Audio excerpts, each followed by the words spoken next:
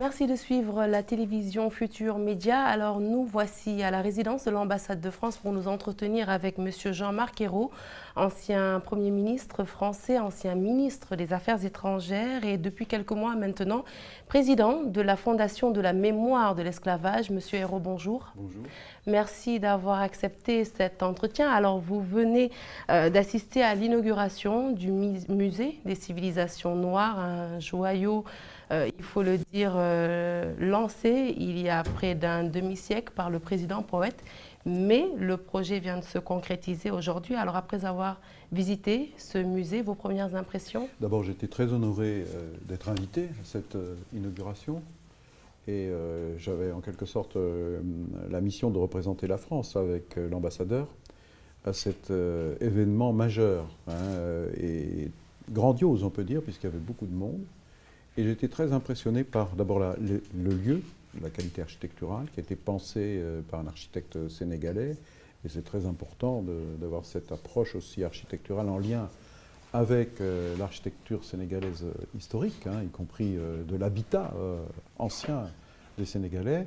Et puis à l'intérieur, des expositions très intéressantes et qui répondent déjà, alors que ça ouvre tout juste, aux défis, effectivement, que vous avez rappelé avec justesse, qu'avait lancé le président Léopold Sédar Senghor.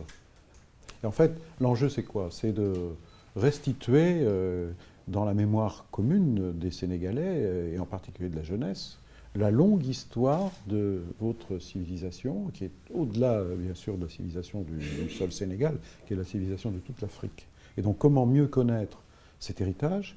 Comment mieux le faire partager, et pas seulement aux peuples africains, mais aussi au monde entier? Comment apporter aussi une contribution beaucoup plus forte encore au patrimoine commun de l'humanité? Et puis, je pense en effet que ce lieu ne sera pas seulement un lieu où on exposera l'histoire, mais on parlera aussi du présent, en donnant, et ça a été très bien dit à plusieurs reprises, la parole aux artistes contemporains et en particulier aux jeunes artistes. Alors l'inauguration de ce musée intervient dans un contexte où progresse l'idée de rendre au continent africain ses œuvres. Il faut dire que le manque d'infrastructures a souvent été opposé comme un argument pour la conservation de ces œuvres. Aujourd'hui, que le Sénégal, mais aussi l'Afrique, bénéficient d'un tel joyau, est-ce qu'on peut dire qu'on s'achemine vers un rapatriement, en guillemets, de ces œuvres? Cette question est tout à fait au cœur des réflexions que nous devons avoir dans la sincérité de la relation entre l'Afrique et les anciens pays colonisateurs. Ça concerne la France, bien sûr, mais pas seulement la France. Je sais qu'en Allemagne, il y a un débat en ce moment sur cette même question. Et donc, cette question a été évoquée par le président Macky Sall et d'autres orateurs dans un esprit de grande sincérité aussi. Je crois que c'est très important. Le président Macky Sall a dit « Nous avons maintenant une base nouvelle pour travailler ensemble » et de le faire dans la sérénité, mais le faire vraiment. Et il y a un tournant, je dois dire, puisque le président français Emmanuel Macron, en novembre à Ouagadougou, a fait un geste fort qui est en quelque sorte une expression nouvelle. Et même si des choses avaient déjà été commencées sous les présidents précédents, y compris François Hollande, mais de façon plus modeste. Et là, le président Macron a effectivement adressé un message fort, en confiant ensuite un rapport à Bénédicte Savoy et à votre compatriote Felwine Sarr, qui vient de tomber, qui vient de sortir, et qui fait l'état de la question et qui fait toute une série de propositions. Et donc maintenant, c'est à nous tous, en ce qui concerne la France, les Français, mais aussi vous, les Sénégalais, mais les autres pays du continent africain, de se saisir de ce nouveau contexte, de voir comment nous pouvons travailler ensemble, c'est-à-dire soit des restitutions, il faut qu'il y en ait, soit des dépôts, soit des prêts, soit des coopérations, soit des projets développés ensemble. Donc toutes les possibilités sont ouvertes, mais en tout cas, moi personnellement, je considère que c'était nécessaire de franchir cette étape et puis surtout d'y travailler ensemble. Pour revenir à cette fameuse restitution, si je vous comprends bien, c'est-à-dire pour l'instant, la France n'a encore adopté aucune posture. Je vous pose la question, comment va se matérialiser la restitution? Parce que je sais que depuis que ça a été évoqué, il y a eu toute une polémique, notamment avec des États qui ont demandé la restitution sans condition et d'autres qui ont opté pour des positions, on va dire, moins jusque-boutistes. Alors, comment la France va-t-elle s'y prendre pour accéder à la requête Bah, des uns et des autres? ça peut se faire que d'abord si on se met au clair en ce qui nous concerne, nous d'abord, entre nous, les Français, et avec tous nos musées qui sont nombreux en France, et puis ensuite dans le dialogue avec les différents pays concernés, parce que tous ne font pas exactement la même demande, vous avez raison. Le Bénin était le premier à se lancer dans cette demande. D'ailleurs, il y a eu un geste très fort qui a été décidé tout de suite par le président Emmanuel Macron, donc qui fait sens, hein, qui a été bien perçu, je crois. Et puis, comme l'a dit le président Macky Sall, commençons la discussion. Et puis en même temps, dans le dialogue qui sera conduit, c'est la méthode que le président Macron a arrêtée, et puis qui, je crois, convient aussi à nos partenaires, c'est qu'est-ce qu'on fait d'autre? Il ne suffit pas de dire on va faire une restitution, même si on l'a fait, et après, qu'est-ce qu'on fait de toutes les autres collections? Et comment on se situe aussi dans une attitude d'échange, c'est-à-dire que ce ne soit pas à sens unique, c'est la France vers l'Afrique, et pourquoi ne pas aussi imaginer que nous ayons des coopérations dans l'autre sens. D'ailleurs, je rappelle à ce sujet qu'en 2020 aura lieu en France une grande année de l'Afrique.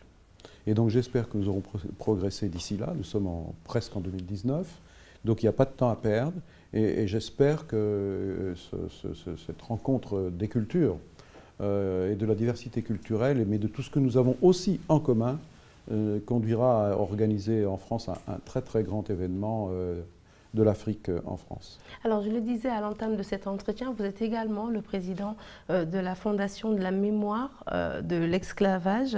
Quel sens revêt la création d'une telle institution ou, sous une autre tournure, quel est le message que la France veut finalement envoyer au monde en créant une telle fondation? Le message, c'est d'abord d'assumer notre histoire, hein, qui a été celle de la traite et de l'esclavage et de la colonisation, puisque même après l'abolition de l'esclavage en France en 1848, la colonisation va se poursuivre et donc va marquer l'histoire à la fois de la France, mais aussi l'histoire de l'Afrique, et puis l'histoire du monde, puisque toute cette histoire est une histoire mondiale. Ce n'est pas seulement l'histoire de la France et de l'Afrique, c'est l'histoire de la France, de toute l'Europe, l'histoire de l'Afrique, et pas seulement de l'Afrique de l'Ouest. Hein. Il y a aussi l'Océanie qui était concernée, pas seulement la traite atlantique, puis c'est aussi l'histoire des Caraïbes, et c'est l'histoire des Amériques, l'Amérique du Nord et l'Amérique du Sud. Donc pour construire un monde, je dirais, plus solidaire, plus fort, et en ce qui concerne la société française, une société qui accepte sa diversité et qui en fait non pas un poids, mais une chance et une force, il faut aussi travailler sur notre histoire et assumer cette histoire. Et donc, il y a déjà eu des étapes qui ont été franchies, puisque la France, en 2001, à travers une loi présentée à l'Assemblée nationale par Christiane Taubira, députée de la Guyane à l'époque, la France reconnaît que la traite et l'esclavage sont un crime contre l'humanité. Il y a un autre pays au monde qui l'a fait, c'est le Sénégal. Il n'y a que 2 pays qui l'ont fait à travers la loi. Donc c'est 2 pays qui ont des liens très forts. Et donc il faut mettre ça à profit, non pas uniquement pour regarder vers le passé, mais à partir de cette lucidité sur notre passé, construire quelque chose Alors comment va fonctionner cette institution? Alors, quelles seront vos priorités? La priorité, c'est d'abord l'éducation. C'est-à-dire faire connaître cette histoire à la jeunesse de France. Et le faire aussi dans des échanges avec, en ce qui concerne la France, les départements d'outre-mer dans les Caraïbes ou à La Réunion, mais aussi avec l'Afrique. Et nous envisageons d'organiser des déplacements, des voyages, des rencontres qui seront des rencontres qui porteront à la fois sur le passé et sur l'histoire, mais qui porteront ce que nous avons en héritage en commun aujourd'hui. Et je pense en particulier à la culture. Si on regarde, j'ai tout à l'heure à l'inauguration du musée des civilisations noires de Dakar, nous avons assisté à un spectacle magnifique de chant, de danse, et puis il y avait un slammer. Je n'ai pas retenu son nom, mais c'est un slammer très fameux au Sénégal et même sur tout le continent africain, qui maîtrisait parfaitement la langue française et les jeux de mots, les subtilités de ce qu'on pouvait construire, mais il y avait des messages forts qui passaient. Et en France aussi, il y a des slammers. Et donc, je me dis que nous pouvons peut-être partager beaucoup plus, avoir une approche plus ouverte, plus les uns vis-à-vis des autres, et surtout nous poser des questions sur le monde d'aujourd'hui. Qu'est-ce qu'on veut bâtir comme monde et comme société au XXIe siècle? Est-ce qu'on veut une société du progrès pour tous, une société de la justice, une société qui respecte les diversités culturelles, une société qui donne ses chances à la jeunesse, sa créativité, son dynamisme, son invention, ou est-ce qu'au contraire on veut des sociétés fermées? Donc notre fondation, elle contribuera à éclairer les Français, et en particulier la jeunesse, sur toutes ces questions. Alors, dernière question, le président Macron s'engage à travers cette fondation à porter partout l'engagement de la France pour la liberté. Il se dit convaincu, je le cite, hein, que l'esclavage n'a pas disparu et qu'il existe encore des abolitions à gagner. Ce sera certainement l'une de vos missions les plus difficiles. Oui. Comment comptez-vous vous y prendre? D'abord, il y a un esclavage contemporain qui continue d'exister à travers le monde. Les Nations Unies l'évaluent à 40 millions de personnes environ, ce qui est déjà énorme, et qui existe dans toutes les sociétés, y compris en Europe. Il y a ce qu'on appelle parfois l'esclavage domestique, donc qui est caché, qu'on ne voit pas. Donc il faut le combattre. Puis il y a toute autre forme d'esclavage, d'exploitation humaine. Je pense à la prostitution, et je pense aussi à tout ce qui concerne la marchandisation du corps. Il y a des choses terribles qui se passent, qui donc ne peuvent être combattues vraiment, pas seulement par des lois, mais aussi par une lutte contre la pauvreté, pour la défense des droits de l'homme. Et ça passe par un combat dans chacune de nos sociétés.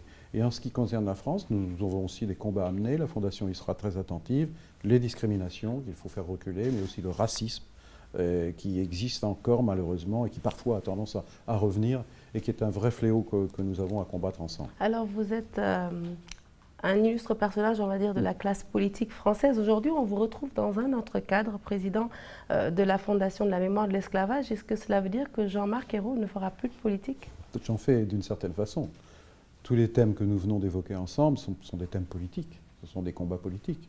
Maintenant, je ne fais plus avec un mandat électif. J'ai décidé effectivement de passer le relais à d'autres, à la mairie de Nantes, où j'ai été maire pendant 23 ans, comme député, où j'avais décidé de ne pas me représenter et après 30 ans de mandat. Donc je pense qu'il est important aussi qu'on permette à d'autres générations de prendre la relève. Je ne suis pas un déserteur, mais je pense qu'il est important à un moment d'être dans la transmission.